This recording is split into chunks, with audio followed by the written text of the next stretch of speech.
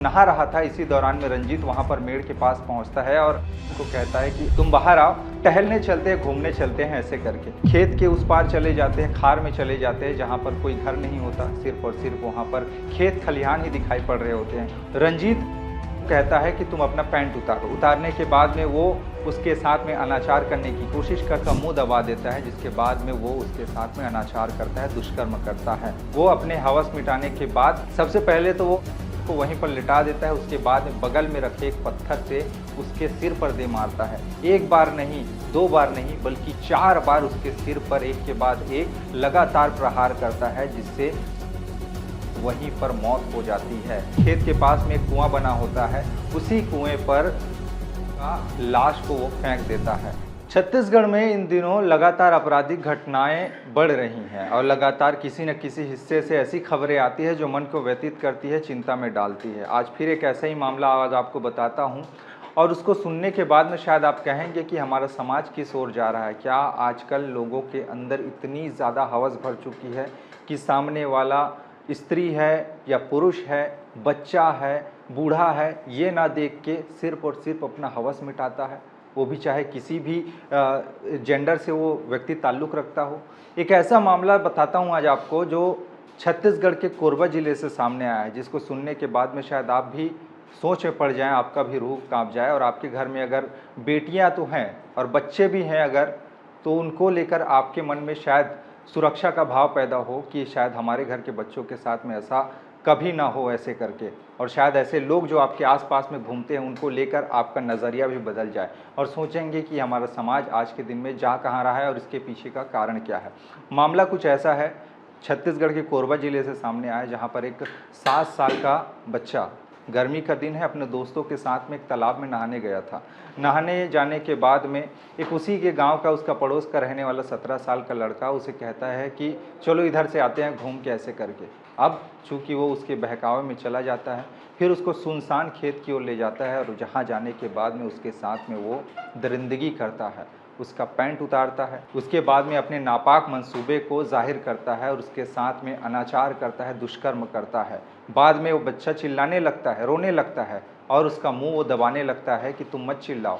और बाद में ऐसा होता है, वो सोचता है कि शायद ये आगे चलकर मेरे पोल पट्टी ना खोल दे गांव जाकर, इसलिए वो पूरा का पूरा सामने रखे एक पत्थर से पहले तो उसको लिटाता है, उसके बाद में उसके सिर पर मारता है। इतनी बार मारता है कि उसकी दम निकल जाता है, जिसके बाद साक्ष्य छुपाने के लिए बगल के ही कुएं पर उसका शव फेंक देता है, जिसको पुलिस 2 दिन बाद गिरफ्तार करती है। आखिरकार ये क्या है ये पूरा मामला और कौन है दोषी और कौन है इसमें पीड़ित, इस सब को बताता हूं। लेकिन उससे पहले आप सबसे निवेदन है कि आप हमारे ठिया छत्तीसगढ़ पर नए हैं तो आप हमारे चैनल को सब्सक्राइब कर लीजिए, क्योंकि ठिया छत्तीसगढ़ छत्तीसगढ़ में बहुत ही तेज़ी के साथ और सबसे ज़्यादा देखा जाने वाला डिजिटल न्यूज़ माध्यम है। कहीं ना कहीं किसी न किसी रूप में कभी ना कभी आपने हमारा वीडियो अवश्य देखा होगा।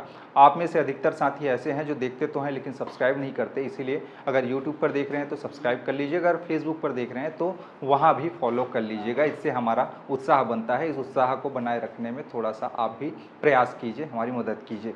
खबर पर वापस आते हैं। छत्तीसगढ़ का कोरबा जिला का पाली थाना क्षेत्र अंतर्गत का ये मामला, जहाँ पर एक ग्राम पंचायत है डोंगा नाला, ग्राम पंचायत डोंगा नाला का आश्रित ग्राम है गणेशपुर नाम का ये गाँव। यहाँ पर कुछ ही वार्ड इस गाँव में हैं और इस गांव में तालाब भी है, जैसा कि होता है हर गांव में। और चूंकि गर्मी का दिन लग चुका है और बच्चे अक्सर करके गर्मी के दिन में तैर कर अपने गांव के तालाब में कहीं या फिर नदियों में नहाते हैं। छोटा सा बच्चा है, वो भी अपने दोस्तों के साथ में गांव के तालाब पे तैर कर नहा रहा था, बढ़िया से मस्ती करते हुए, एक दूसरे को छुपन छुपाई खेलते हुए, तैरते छूते पकड़ते हुए। और इसी दौरान में तालाब के मेड़ के पास में एक लड़का आता है, लड़का 19 साल का रंजीत कुमार पड़ोस का ही घर का रहने वाला है, यानी अड़ोसी पड़ोसी है। अब अचानक से जो रंजीत कुमार है उसके मन में कुछ उथल पुथल इसलिए क्योंकि उसके अंदर काम वासना जाग चुकी थी और उसको चाहिए था कोई ऐसा इंसान जो उसकी वासना को पूरा कर सके। इसलिए वो सामने कौन है क्या है ये न देखकर उसने बच्चे पर नियत डालनी शुरू कर दी। नहा रहा था, इसी दौरान में रंजीत वहां पर मेड़ के पास पहुंचता है और अयान को कहता है कि तुम बाहर आओ, टहलने चलते हैं, घूमने चलते हैं, ऐसे करके। अब चूंकि वो भी पड़ोस का ही रहने वाला है तो उसने बिना कोई शक के, बिना कोई शिकायत के उसके साथ में जाना मुनासिब समझा। उसके बाद जो है रंजीत के साथ जाने लगा। फिर उसके साथ जाते जाते वो लोग खेत के उस पार चले जाते हैं, खार में चले जाते हैं जहाँ पर कोई घर नहीं होता, सिर्फ और सिर्फ वहाँ पर खेत खलिहान ही दिखाई पड़ रहे होते हैं। वो लोग ऐसे एरिया में चले जाते हैं, दूसरे गाँव के खार पे चले जाते हैं। रंजीत कहता है कि तुम अपना पैंट उतारो। उतारने के बाद में वो उसके साथ में अनाचार करने की कोशिश करता है। वहाँ पर जो है काफ़ी ज़्यादा डर सहम जाता है कि आखिरकार ये ऐसा क्यों कर रहा है। तब तक उसको कोई जानकारी नहीं था। उसके बाद में फिर वो चिल्लाने लगता है, रोने लगता है। अब उसकी रोने की आवाज़, चिल्लाने की आवाज़ को सुनकर वो भी घबरा जाता है रंजीत कि कहीं आसपास के लोग गुजर रहे होंगे खेत खलिहान से, तो इसके रोने चिल्लाने की आवाज़ सुनकर यहाँ तक नहीं पहुँच जाए, ऐसे करके उसके बाद में वो उसका मुंह दबा देता है। मुंह दबाने के बाद में उसकी आवाज़ एक नहीं निकलती, बावजूद इसके वो रुकता नहीं है। वो अपने मंसूबे पर कामयाब होने के लिए उसका पैंट उतार ही देता है कि अचानक से जो है चिल्लाने लगता है। बावजूद इसके उसके चिल्लाने को वो नज़रअंदाज कर देता है और उसका मुंह दबा देता है, जिसके बाद में वो उसके साथ में अनाचार करता है, दुष्कर्म करता है। फिर बाद में वो अपने हवस मिटाने के बाद को फिर देखता है, फिर सोचता है कि आखिरकार ये कल चलकर मुझे बदनाम न कर दे, गांव में जाकर अपनी परेशानी न बता दे कि मैंने इसके साथ में ऐसी ऐसी घटना को अंजाम दिया है।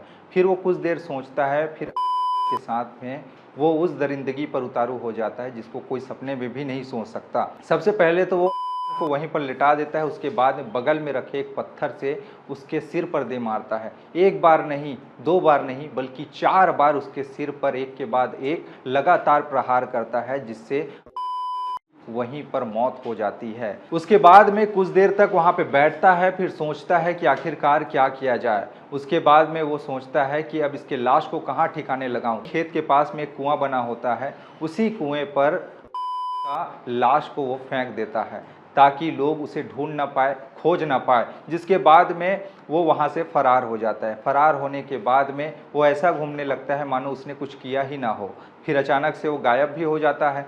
फिर इधर घर वाले काफ़ी ज़्यादा परेशान हो जाते हैं कि बेटा घर से निकला है, नहाने गया था, उसके बाद में वो लौटा कैसे नहीं है।